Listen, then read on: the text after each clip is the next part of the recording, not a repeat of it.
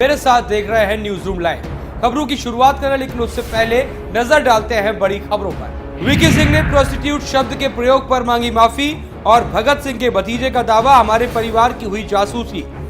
मोदी ने सुरक्षा परिषद में भारत की स्थायी सदस्यता के लिए जोरदार पैरवी की। पीएम मोदी ने फ्रांस में भारतीय विद्यार्थियों संग सेल्फी खींची। किसान रैली में ही किसान नदारद थे और नक्सली हमले में सुकमा में महिला नक्सली बरसा रही थी गोलियां। तो ये आज की 6 बड़ी खबरें। अब हम पहली खबर का रुख करते हैं। वीके सिंह ने मीडिया पर आपत्तिजनक भाषा के इस्तेमाल के बाद अब माफी मांगी है। उन्होंने कहा उनसे जो कहा वो भूल में कहा और जिस तरीके के शब्द उन्होंने प्रयोग किए उस पर वो माफी मांगते हैं। आपको बता दें, वीके सिंह मोदी सरकार में मंत्री है और उसके बाद लगातार ही विवादों में आते रहे हैं, लेकिन अब जब उनके द्वारा मीडिया पर आपत्तिजनक भाषा का इस्तेमाल किया गया तो उसके बाद तमाम मीडिया ने इसकी आलोचना की ही, साथ में तमाम विपक्षी नेताओं द्वारा वीके सिंह पर टिप्पणियां भी की गई। इसके बाद वीके सिंह ने काफी दिनों की शांति के बाद अब जाकर उस पर माफी मांगी है। आपको बता दें, वीके सिंह अभी हालिया में यमन से लौटे हैं। मिशन यमन को वो सफलतापूर्वक करके लौटे हैं और उसके बाद उम्मीद ये जताई जा रही थी कि वीके सिंह आखिरकार अपनी गलती की माफी कब मांगेंगे। उसके बाद वीके सिंह ने अब कहा है उनके द्वारा जो भी कहा गया वो भूल में कहा गया और वो अपने शब्द वापस लेते हैं और मीडिया पर आपत्तिजनक टिप्पणी के लिए वो माफी भी मांगते हैं। वीके सिंह ने अपने बयान पर कहा है कि उन्होंने बोलते बोलते जब मीडिया पर वो बोलना उन्होंने शुरू किया तो कुछ गलत शब्दों का प्रयोग उन्होंने अपने वाक्यों में किया, जो कि उन्हें नहीं करना चाहिए था। उन्होंने कहा जो भी उन्होंने कहा था वो हाल के दौर को देखकर कहा था, लेकिन उन्हें इस तरह के शब्दों का प्रयोग अपनी भाषा में नहीं करना चाहिए था। जिसके बाद वीके सिंह ने इस पूरे मामले पर माफी मांगी है। और अब अगली खबर का रुख करते हैं। आपको बता दें, सुभाष चंद्र बोस की जासूसी के मामले के बाद अब भगत सिंह का परिवार भी सामने आ गया है। भगत सिंह के भतीजे का कहना है कि उनके परिवार की भी जासूसी कराई जा रही है। भगत सिंह के भतीजे का कहना है कि लगातार भगत सिंह को फांसी पर चढ़ाए जाने के बाद ब्रिटिश शासकों द्वारा उनके परिवार की जासूसी की गई, उन पर निगरानी रखी गई और ये दौर आज तक बंद नहीं है। उनका कहना है कि पहले ब्रिटिश शासन और उसके बाद अब भारत सरकार या फिर खुफिया एजेंसियां उन पर निगरानी रखती हैं। उन्होंने कहा है कि कई बार उनके फोन टैप भी हुए और उसके बाद कई तरह की जो सुरक्षा एजेंसियां हैं वो उनके पूरे परिवार को निगरानी में रखती हैं, उनके परिवार पर चुपके तरीके से जासूसी करती हैं, जिसका भगत सिंह के परिवार ने विरोध किया है। उनका कहना है कि अभिव्यक्ति की स्वतंत्रता का हनन है ये। अगर वो भगत सिंह के परिवार से हैं तो इस पर उन्हें गर्व होना चाहिए, लेकिन जिस तरीके की प्रतिक्रियाएं और जिस तरीके का दौर उन्हें तमाम सरकारों द्वारा मिला है उसके बाद उन्हें लगता है कि इस तरीके का जो परिवार है वो उसके बाद कहीं ना कहीं लोग उन्हें यहाँ पर शायद सही नहीं मानते हैं और संदिग्ध परिस्थितियों में अगर हम देखें तो संदिग्धता के साथ उन्हें देखा जाता है। इसका यहाँ पर भगत सिंह के परिवार ने विरोध किया है और साथ ही साथ भगत सिंह के चाचा से जुड़ी फाइलें उनके परिवार ने सरकार से सार्वजनिक करने की मांग की है। उनका कहना है कि फाइलें सार्वजनिक होनी चाहिए ताकि आखिरकार पता चलना चाहिए कि भगत सिंह के चाचा और भगत सिंह के बारे में उस समय जो ब्रिटिश शासन था वो क्या कुछ सोचता था और क्या कुछ उनके बारे में लिखता था। इन तमाम फाइलों को सरकार से सार्वजनिक करने की मांग की जा। और अब अगली खबर का रुख करते हैं। प्रधानमंत्री नरेंद्र मोदी फ्रांस दौरे पर हैं और उन्होंने वहां पर भारत की यूएनएससी में जोरदार एक मांग की है उसकी सदस्यता पाने के लिए। नरेंद्र मोदी ने कहा कि वो भीख नहीं मांग रहे हैं बल्कि अपना हक मांग रहे हैं। उन्होंने कहा यूनाइटेड नेशन सिक्योरिटी काउंसिल में भारत को जगह मिलनी चाहिए और भारत की इसमें एक स्थायी सीट भी होनी चाहिए। आपको बता दें, लगातार यूएनएससी की मांग को लेकर भारत की तरफ से जोरदार पैरवी की जा रही है कि आखिरकार यूएनएससी में भारत को सदस्यता क्यों नहीं दी जाती। जिसके बाद अगर हम बात करें, अब लगातार नई सरकार आने के बाद मोदी सरकार द्वारा ये मांग की जा रही है, चाहे अमेरिका में जाकर ये मांग हो चाहे फ्रांस में जाकर, लगातार ये मांग की जा रही है कि भारत को यूएनएससी में सदस्यता मिले जिसका वो हकदार है। तमाम भारतीय लोगों को संबोधित करते हुए प्रधानमंत्री नरेंद्र मोदी ने कहा कि यूनाइटेड नेशन सिक्योरिटी काउंसिल में भारत अपनी सदस्यता चाहता है और एक स्थायी सीट चाहता है।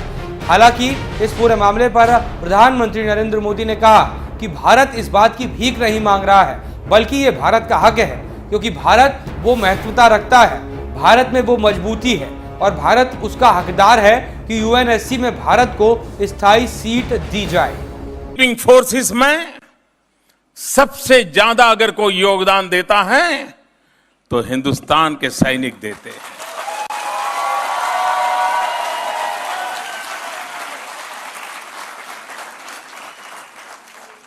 और पीस कीपिंग फोर्स में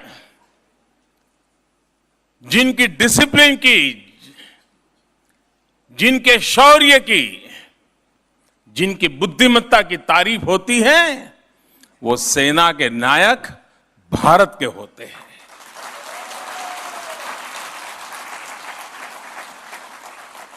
वह देश जिसने कभी कहीं आक्रमण न किया हो हजारों साल में, जो देश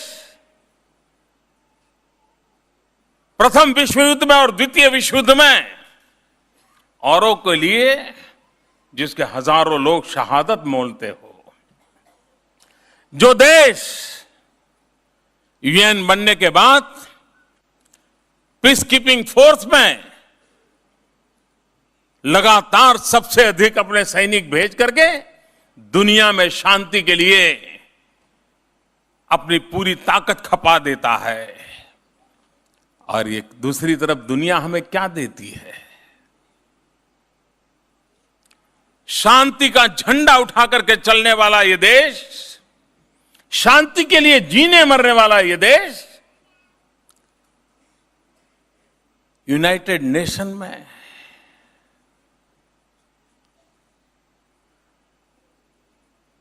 सिक्योरिटी काउंसिल में सीट पाने के लिए तरस रहा है।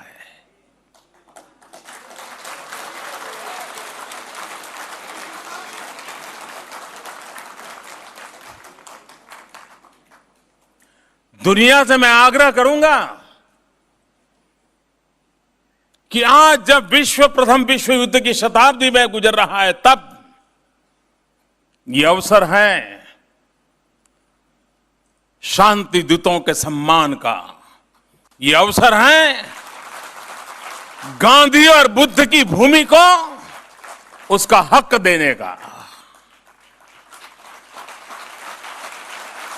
वो दिन चले गए जब हिंदुस्तान भीख मांगेगा, यह देश अपना हक मांगता है।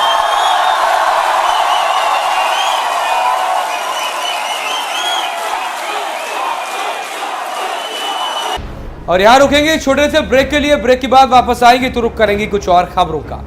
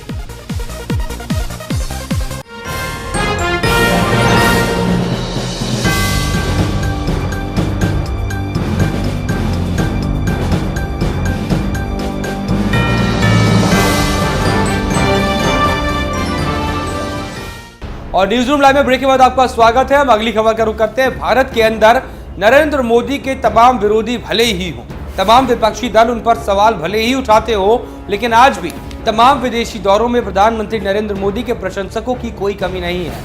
आपको बता दें, फ्रांस दौरे पर प्रधानमंत्री नरेंद्र मोदी पहुंचे और वहां पर वो कुछ भारतीय छात्रों से भी मिले और वो भारतीय छात्र लगातार काफी देर से प्रधानमंत्री नरेंद्र मोदी का इंतजार कर रहे थे। वो चाहते थे कि नरेंद्र मोदी उनसे बात करें और हुआ भी बिल्कुल वैसा ही। प्रधानमंत्री नरेंद्र मोदी उनके पास पहुंचे और तमाम छात्रों ने नरेंद्र मोदी के साथ सेल्फी ली और साथ ही साथ उन्हें फ्रांस के हालातों के बारे में अवगत कराया। और साथ ही साथ आपको बता दें कि तमाम विद्यार्थियों ने बताया कि सिर्फ फ्रांस ही नहीं, तमाम ऐसे देश हैं जहां पर भारतीय छात्र बहुत ज्यादा है और साथ ही साथ तमाम छात्रों से प्रधानमंत्री नरेंद्र मोदी ने अपनी सरकार के कामों के बारे में बताया और साथ ही साथ उन्हें बताया कि मेक इन इंडिया, स्वच्छता अभियान और साथ ही साथ अगर हम देखें जनधन योजना, इन तमाम योजनाओं को खोलने में आखिरकार नरेंद्र मोदी की क्या इच्छा है, भारत को किस तरीके से मजबूत करना चाहते हैं, इन तमाम बातों पर दोनों ही पक्षों ने बहुत बेहतरीन तरीके से बात की। और नरेंद्र मोदी के साथ तमाम छात्रों को मिलने में जो खुशी हुई वो उस वक्त काबिले तारीफ रही। तमाम छात्रों ने प्रधानमंत्री नरेंद्र मोदी के साथ सेल्फी ली। हालांकि प्रधानमंत्री नरेंद्र मोदी भी बड़प्पन दिखाते हुए इन तमाम छात्रों के साथ खड़े हुए, ना कि तमाम छात्रों ने अपने कैमरे से सेल्फी ली, बल्कि प्रधानमंत्री नरेंद्र मोदी ने भी अपने मोबाइल से उन सबके साथ सेल्फी ली। और उसके बाद विदेश प्रवक्ता अकबरुद्दीन ने भी अगर हम बात करें ट्वीट किया और कहा कि तमाम छात्रों के अनुरोध के बाद प्रधानमंत्री नरेंद्र मोदी को ऐसा करना पड़ता है। आपको बता दें कि तमाम छात्रों ने बाद में नरेंद्र मोदी से मिलने के बाद में अपनी प्रतिक्रियाएं दी और कहा कि वो प्रधानमंत्री से मिलकर बहुत खुश हैं और उन्हें इस बात की खुशी है कि प्रधानमंत्री नरेंद्र मोदी उनसे मिले और तमाम भारत की परिस्थितियों से उन्हें अवगत कराया और साथ ही साथ उन विद्यार्थियों से भी उनकी परेशानी और उनके भविष्य की रणनीति को लेकर चर्चा की। और अब अगली खबर का रुख करते हैं। आपको बता दें, दिल्ली में 67 सीट जीतने के बाद आम आदमी पार्टी के इरादे तो बुलंद थे ही, लेकिन अब कहीं ना कहीं अरविंद केजरीवाल दिल्ली के उन इलाकों को मजबूत करना चाहते हैं जहां पर सबसे ज्यादा किसान वर्ग है और इसीलिए अरविंद केजरीवाल ने दिल्ली के मुंडका में किसान रैली का आयोजन किया। हालांकि इसका समय 2 बजे रखा गया था, लेकिन केजरीवाल खुद 1.5 घंटे लेट वहां पर पहुंचे। इस बार नजारा थोड़ा अलग था। कार्यक्रम आम आदमी का नहीं बल्कि कुछ खास आदमियों का दिख रहा था। तमाम गर्मी के देखते हुए अगर हम बात करें तो पंखे लगाए गए थे, शामियाने में ये रैली थी और सबके बैठने के लिए कुर्सियों का इंतजाम किया गया था। लेकिन उसके बावजूद तमाम किसानों को इस रैली के खास इंतजामात अपनी ओर लुभा नहीं सके। तमाम किसान यहाँ पर अगर हम बात करें, इस रैली में नाम जरूर किसान रैली था, लेकिन कई किसान इसमें पहुंचे ही नहीं। आपको बता दें कि लगभग 1,500 लोग इस रैली में पहुंचे और अरविंद केजरीवाल खुद 1.5 घंटे पहुंचे। रैली का नाम किसान रैली रखा गया था, लेकिन यहाँ पर बहुत ही कम संख्या में किसान थे और ज्यादातर किसान इस रैली में पहुंचे नहीं थे। हालांकि लोगों को जिस तरीके से उम्मीद थी कि अरविंद केजरीवाल इस रैली में आएंगे और किसानों को मुआवजे का ऐलान करेंगे, तो हालांकि अरविंद केजरीवाल द्वारा ऐसा किया भी गया, जिससे उस रैली में जो किसान नहीं आए थे उन्होंने भी इस पर खुशी जताई है और कहा कि चलिए किसी को याद तो आया, मुआवजे का ऐलान तो किया। और उसके पहले अगर हम बात करें, इस रैली में जाने से पहले अरविंद केजरीवाल ने तमाम खेतों का मुआयना किया जहां पर किसानों की फसलें बर्बाद हुई थी और उसके बाद उन्होंने इस पर चिंता भी व्यक्त की। और उसके बाद जब वो रैली में पहुंचे तो भले ही किसान रैली में किसान नदारद थे, लेकिन अरविंद केजरीवाल ने अपना काम पूरा किया, खाना पूर्ति की और उसके बाद अगर हम देखें तो तमाम किसानों को मुआवजे का ऐलान भी किया है। भाई साहब ने धारा 81 की बात करी, उस पे काम चल रहा है जी, थोड़ा समय लगेगा। 74(4) भी मेरे को याद है, धारा 33 भी याद है। 20 सूत्री कार्यक्रम में जो जमीनें दी गई थी उनके मालिकाना हक की भी मेरे को याद है। गांवों के अंदर स्कूलों की बुरी हालत है, कई गांव ऐसे हैं जिसमें डिस्पेंसरी नहीं है, कई गांव ऐसे हैं जहां से बसें नहीं चल रही। ये सारी बातें याद हैं, हर चीज पे काम चल रहा है। और मैं आपको लाल डोरा तो की घोषणा बहुत जल्दी होने वाली है। लाल डोरा का जो एक्सटेंशन करना है उसकी घोषणा, उसमें काफी काम हो चुका है। मैं एक ही बात आश्वासन देना चाहता हूं कि 5 साल के अंदर जितने वादे हमने करे थे, 5 साल के अंदर सारे वादे पूरे करके जाएंगे जी।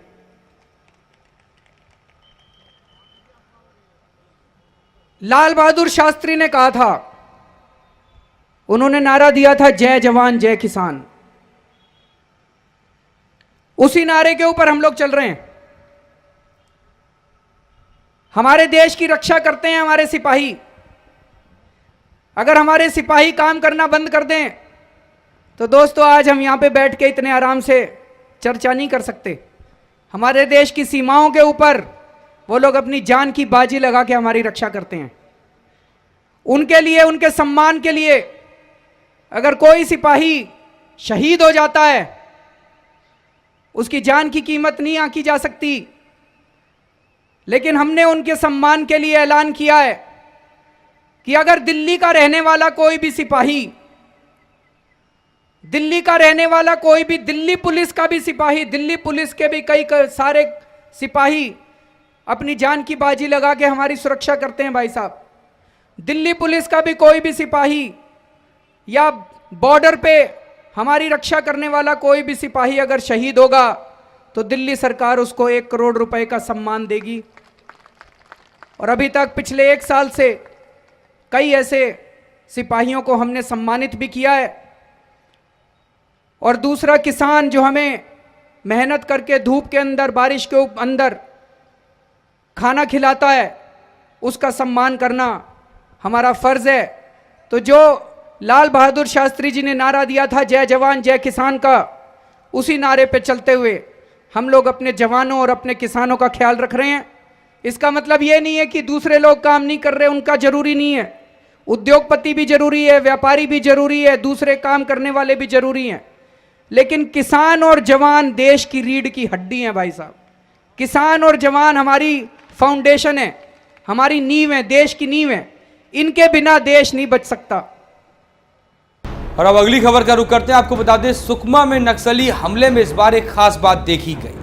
नक्सली हमले में तमाम आदमियों के साथ साथ तमाम औरतें भी थीं जो कि आर्मी पर और पुलिस प्रशासन पर गोलियां बरसा रही थीं। ये औरतें थीं नक्सलियों के साथ में और ताबड़तोड़ गोलियां बरसा रही थी पुलिस पर। अब आपको यहाँ पर एक गौर करने वाली बात यह है कि तमाम नक्सलियों द्वारा जब किसी भी क्षेत्र पर हमला किया जाता है और उसके बाद चाहे आर्मी हो चाहे प्रशासन हो, उनकी तरफ से जब नक्सलियों पर ताबड़तोड़ कार्रवाई की जाती है तो तमाम ह्यूमन एक्टिविस्ट जाग जाते हैं और कहते हैं कि नक्सली भी मनुष्य हैं, उन पर इस तरीके के हमले ना किए जाए, उन पर कार्रवाई की जाए, लेकिन मानवता को ध्यान में रखते हुए अब जब तमाम नक्सलियों द्वारा महिलाएं भी थी उनके साथ और आर्मी पर, और अगर हम बात करें जो वहां पर पुलिस प्रशासन था उसके ऊपर जो गोलियां बरसाई गई, उसका जवाब यहां पर देने के लिए कोई नहीं है। एक खास नजारा इस वक्त देखा गया कि आखिरकार जिन नक्सलियों को हम वापस लाने की कोशिश करते हैं, जिन नक्सलियों को तमाम